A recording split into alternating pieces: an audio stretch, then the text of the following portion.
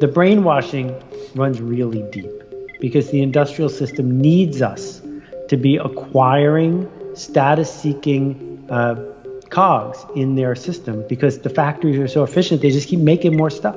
The internet did some amazing things, and many of us who were there at the beginning forgot to focus on the things that weren't going to be so amazing. And one of the things it did was it gave everybody a microphone.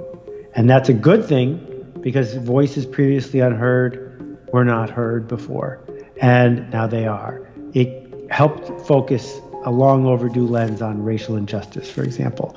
But the other problem was that it created these chambers of noise where you got ahead and the media companies got ahead by dividing us, by creating breaking news that isn't breaking, that isn't news, by calling people friends who aren't friends and buttons likes that aren't likes.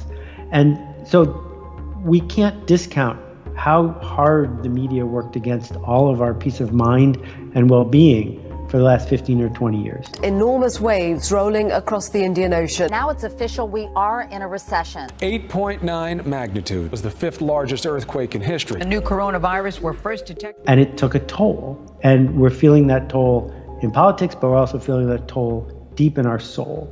I cannot tell you how many stories people have in their heads that are deeply embedded, that they're not even aware the story is there.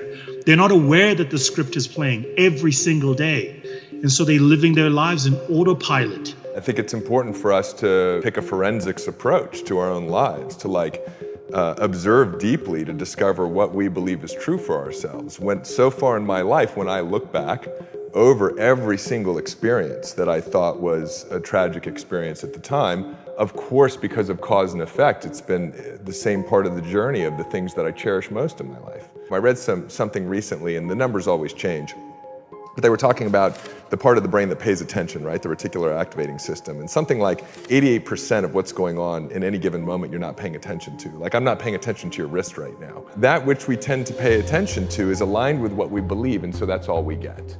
So if you want, more happiness, if you want more wealth, if you want deeper relationships, if you want to have more joy, you want to have more fun, you want to, achieve your full potential and really make an impact in the world, then what's really important is to get clear on what that could look like for you and to make sure that what you believe is congruent with that outcome. Because if what you believe is not congruent with that outcome, just neurophysiologically, you're working against yourself. What we do is we see the world around us and then we make up a story about it. Not the other way around.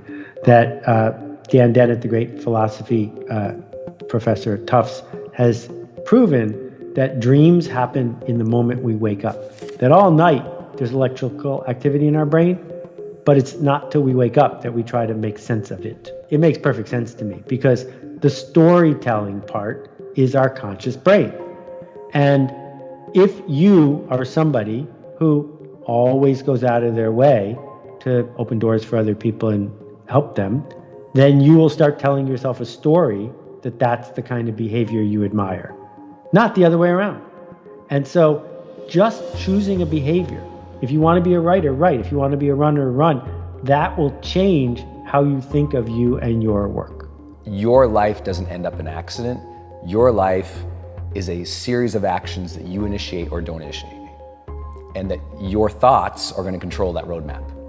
And so how are you using your mind today to either make yourself feel great or not? I posted on Instagram this morning. I said, listen, your destiny is ultimately controlled by a decision you already made this morning. Everyone watching this already made a decision this morning. This morning, they made it a life-changing, huge decision this morning. And that is either I'm going to get up, enter the world with no intention, go through the motions to hopefully get by or survive, or I am going to get clear in this morning about what I want, what I'm going after, who I'm going to be, how I'm going to serve, and whether or not I'm going to be excellent and extraordinary or not. And the problem is most people never make that conscious decision. So I was learning early on, make the conscious decision about who you want to be each day, stay congruent with that. Everything everyone knows, they learned. And I don't accept that I'm less intelligent than the next person, which means I can learn it too. Right? The second is that every single excuse I have is valid, but that's still not going to give me the results that I want. And so we do live in this really PC culture today where people are looking for the excuse. And the truth is, the excuse is completely valid. Yes, you are a young black person growing up in democratic South Africa for the past 26 years, but for hundreds of years before that, it wasn't built for you to succeed, right? Yes, you're living in one of the most difficult credit capital markets in the world, so it's hard to get access to funding to start a business. Yeah, all of that stuff's true, but that's still not going to change your circumstance. So the test is not whether or not you know the reasons for not succeeding. The test is whether or not you're willing to do whatever it takes to get to that next level. And a big part of the whatever it takes actually is just remain teachable. Just be a student of the game, a student of life, a student of those who've achieved. And I've found that those two things have really stood me in good stead.